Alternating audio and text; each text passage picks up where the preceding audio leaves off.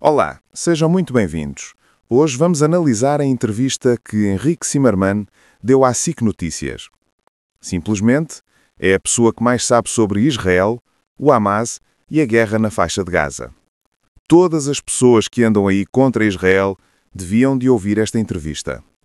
Podia ser que aprendessem alguma coisa, em vez de estarem a ser influenciados pela extrema-esquerda. Mas antes de irmos para o vídeo, subscreve o canal, é grátis. Estamos quase a chegar aos 10 mil subscritores, muito obrigado, e coloca um gosto.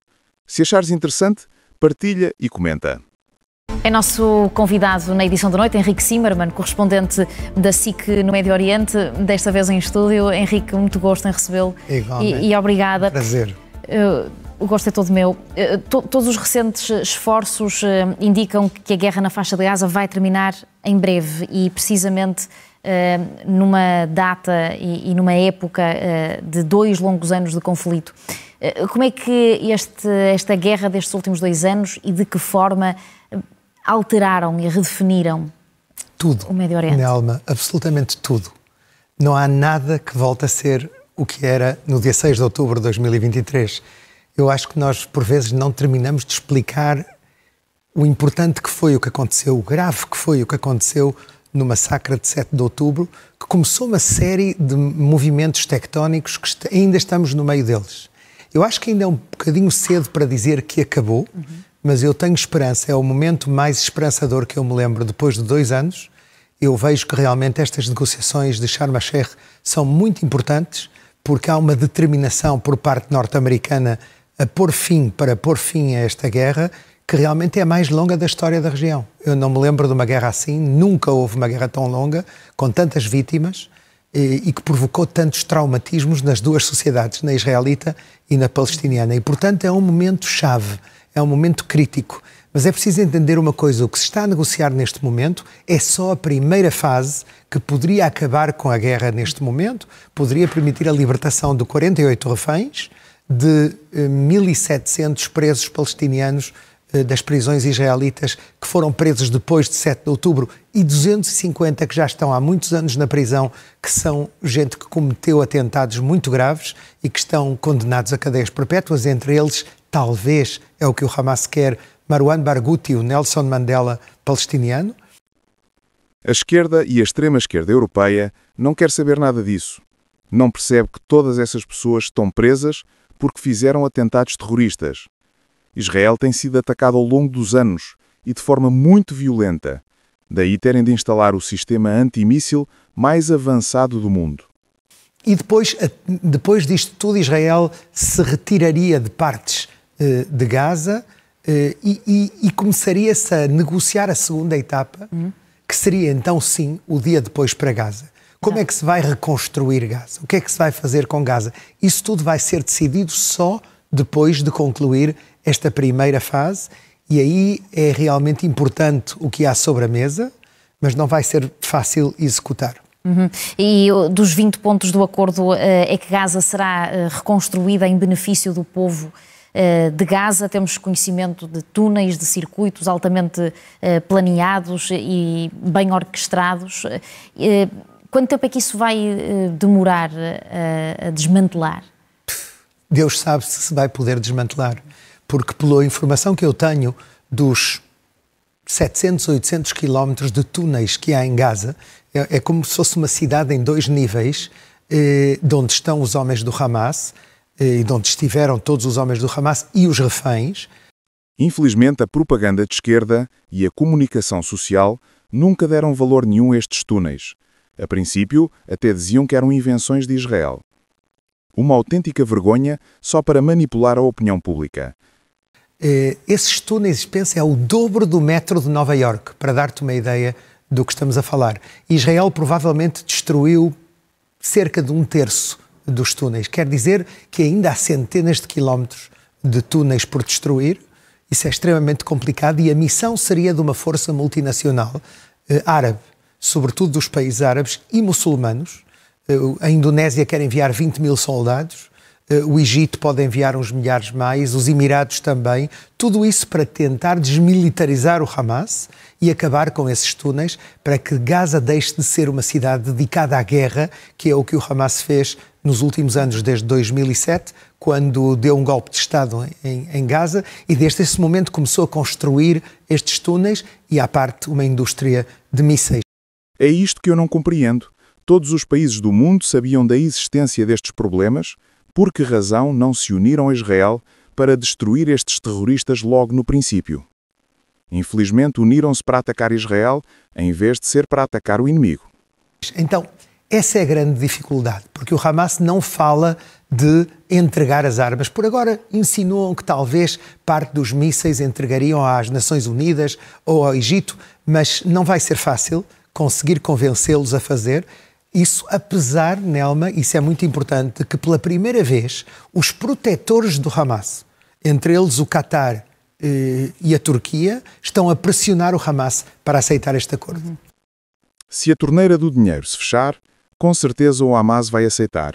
Se não se fechar, não vai ser fácil destruir o Hamas.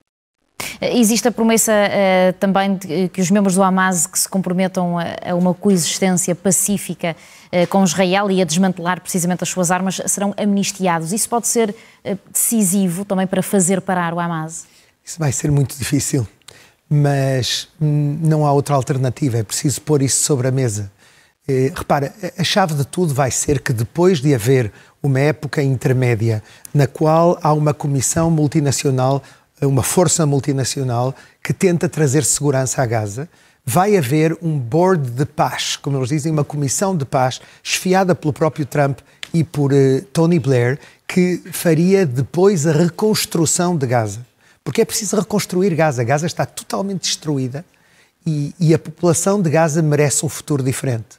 Então, eu posso dizer, eu acho que já nos podemos atrever a dizer uma coisa que não podíamos há poucos dias ainda, e é que está-se a começar a reconstruir o sistema educativo em Gaza. As crianças de Gaza não podem ir à escola, não vão à escola há anos.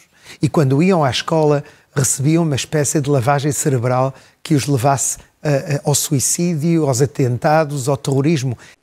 E nessa altura, nem a esquerda nem a extrema-esquerda se preocuparam com massas de lavagens cerebrais às crianças, nem com as mortes que o Hamas provocava dentro da faixa de Gaza. Depois querem que as pessoas acreditem que fizeram a flotilha por humanismo. Isso não pode continuar a ser assim. Sem uma educação para a paz, o Médio Oriente está condenado a continuar o que está a viver neste momento. E é preciso cortar isso, e só através da educação se pode fazer. Então eu penso que isso vai ser uma das grandes missões. Vão-se construir, pelos números que eu ouvi, 522 escolas para 500 mil de crianças de 6 a 18 anos, que por fim possam ter escolas nas quais possam também comer e não ter problemas de alimentação e de falta de nutrição. Tudo isso é muito importante, mas vai demorar anos. Agora, a chave de tudo é que a autoridade palestiniana vai voltar a Gaza no futuro, quando fizer uma reforma, quando houver eleições na autoridade palestiniana pela primeira vez em 19 anos, e esse vai ser o momento-chave, porque não são estrangeiros que têm que governar Gaza. A governação transitória e temporária será composta por um comitê palestiniano tecnocrático e apolítico. Henrique, a força política do Hamas neste momento pode estar de alguma forma até reforçada, tendo em conta o reconhecimento da Palestina por tantos países? A questão é, e o que é bastante confuso, Nelma, que o Hamas não quer um Estado palestiniano. O Hamas quer um Estado islâmico em toda a região. O Hamas quer substituir Israel e quer que a Palestina não seja um Estado ao lado de Israel, porque isso significa reconhecer Israel. E eles dizem que todo esse território é um território islâmico. O que eles querem é um Estado islâmico. Mas, ao mesmo tempo, o Hamas... Depois, pela Europa fora, os iluminados de esquerda e de extrema-esquerda dizem que Israel é que não quer dois Estados. O Hamas quer destruir Israel e Israel ficava a ver a ser destruído. Entendeu que não pode ter um futuro político, pelo menos a curto prazo ou a médio prazo, na Palestina. Eles não vão participar nas eleições previstas para 2026. Nem com outro nome? Por agora, eles dizem que não. Vamos ver se será talvez. Isso é uma possível estratégia. Os irmãos muçulmanos continuam a existir. Eles são parte dos irmãos muçulmanos. Ou seja, que é possível que eles façam algum tipo de alteração. Mas isso tudo ainda é mais a longo prazo. Neste momento, o que está em jogo é o tema das armas. Todos estão de acordo, incluída a autoridade palestiniana, que eles têm que entregar as armas, que não pode haver dois exércitos em Gaza, da autoridade palestiniana e do Hamas. Isso é, segundo Ramallah, segundo a autoridade palestiniana, impossível. E então eles têm que entregar as armas e têm que aceitar a autoridade palestiniana como futuro governo de Gaza depois desta época transitória. Essa é a chave da segunda fase. E aí é que vamos ver se a Turquia, o Qatar e a pressão norte-americana os vão levar ou não a aceitar este ultimato. Parece-lhe, Henrique, que Israel conseguiu o que queria com a resposta ao ataque do 7 de outubro de há 2 anos? Eu acho que Israel também pagou um alto preço, porque é o atentado mais grave da história do Médio Oriente, talvez da humanidade, per capita. Israel é um país pequeno, com uma população parecida à de Portugal, mas que é mais pequeno do que o Alentejo. As pessoas não têm consciência disso. É um país muito pequeno que foi atacado há 2 anos exatamente, num sábado de manhã, por 5.700 terroristas que entraram no país e que mataram 1.200 pessoas e sequestraram 251. Eu hoje estava a ver a lista, 38 bebés e crianças foram sequestradas para Gaza. É uma coisa que eu acho que nunca aconteceu na história, que bebés sejam sequestrados ou idosas de 90 anos, algumas delas sobreviventes do Holocausto. São situações que nunca se viveram e que eu acho que vão deixar uma espécie de traumatismo durante muitos anos. Mas, ao mesmo tempo, dentro de Gaza, o Hamas escondia-se em lugares. Eu estive lá, por exemplo, e vi um jardim infantil de onde havia mísseis apontados para Israel. Ou seja, hospitais de onde reféns estavam presos. Tudo isso, o Hamas é um pouco como eu vi no Iraque com o Estado Islâmico, com o ISIS. Essa é a técnica deles, esconder-se dentro da população civil para provocar vítimas civis e criar pressão internacional, que é um pouco o que aqui aconteceu. É incompreensível e é uma autêntica vergonha como é que existem pessoas ainda que estão contra Israel. Gostava de saber se entrassem agora 500 terroristas por Portugal adentro, o que é que as pessoas fariam na resposta? Ficávamos todos parados, contentes e a aplaudir os terroristas que nos vieram destruir? A esquerda e a extrema-esquerda só fala porque está de barriga cheia. Quer dizer, nunca foi com eles. Por isso podem dizer as baboseiras que lhes apetece só para influenciar a opinião pública. Mas, ao mesmo tempo, há milhares de palestinianos que perderam a vida nesta guerra também. Talvez dezenas de milhares. E tudo isso é um traumatismo que vai ficar durante muito tempo. Eu acho que chegou o momento de tentar pensar no futuro, por fim. Sabes, havia um grande escritor israelita que se chamava Amos Oz, que dizia o seguinte: nas obras de Shakespeare, no fim, só se via cadáveres, só se via gente morta. Nas obras de Chekhov, toda a gente estava descontente, amargada, cheia de amargura, tristes, descontentes pelo que tinha acontecido, mas vivos. Nós devemos de preferir a opção de Chekhov e não a opção de Shakespeare. É preciso optar pela vida, apostar pela vida e começar a reconstruir. Não vai ser fácil, vai ser um processo longo. São 2 passos à frente e 1 atrás. Mas chegou o momento de tentar isolar os radicais, sejam eles do bando que forem, e começar a tentar construir alguma coisa nova para a próxima geração. Antes de irmos ao seu livro, Henrique, gostava só de lhe fazer uma pergunta sobre como é que classifica tudo isto que temos estado a acompanhar nos últimos dias da flotilha, que incluía portugueses a caminho da faixa de Gaza. Que outro desfecho poderia ter sido possível? Permites-me ser sincero? Claro. Eu acho que é uma palhaçada. Eu acho que estamos a perder tempo com estupidezes. Se eu penso que a flotilha levava 1/4 de caminhão de ajuda humanitária para Gaza. Eu falei com o cardeal Pizzaballa, que era muito próximo ao Papa Francisco, e que diziam que podia ser possível Papa no futuro. Ele disse-me: eu propus-lhes trazer toda a ajuda humanitária que eles têm. Ele pensava que havia mais.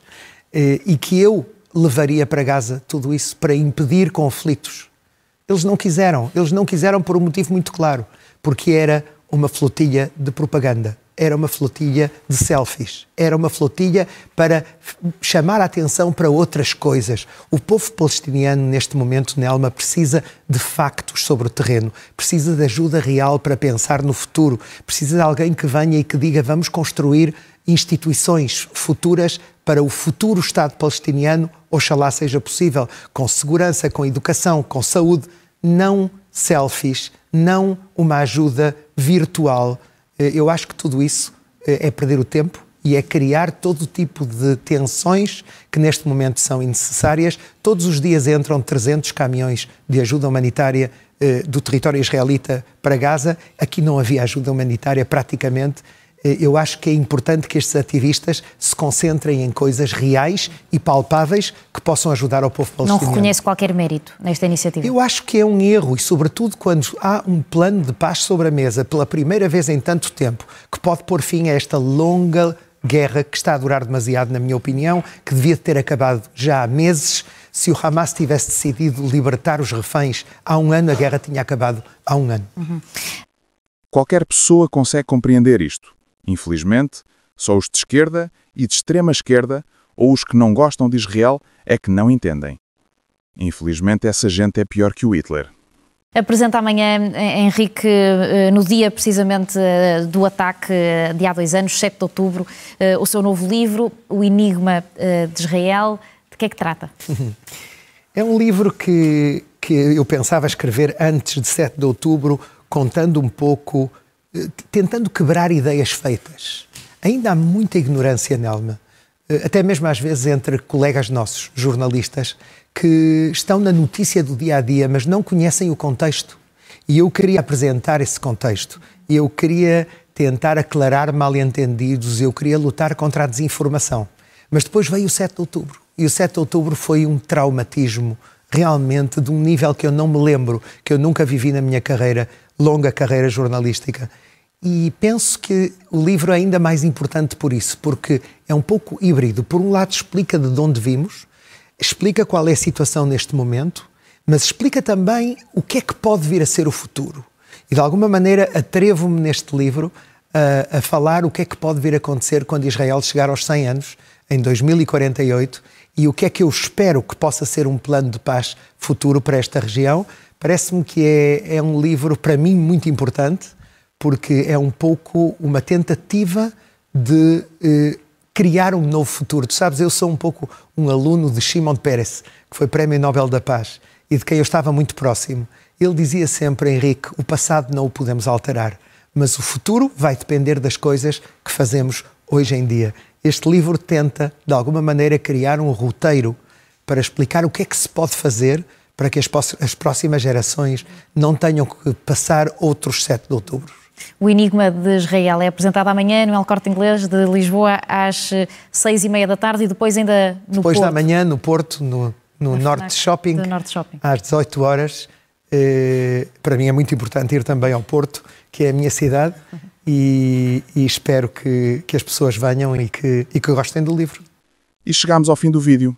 Resumindo e concluindo, Henrique Zimmermann demonstra aqui o conhecimento de uma vida vivida em Israel.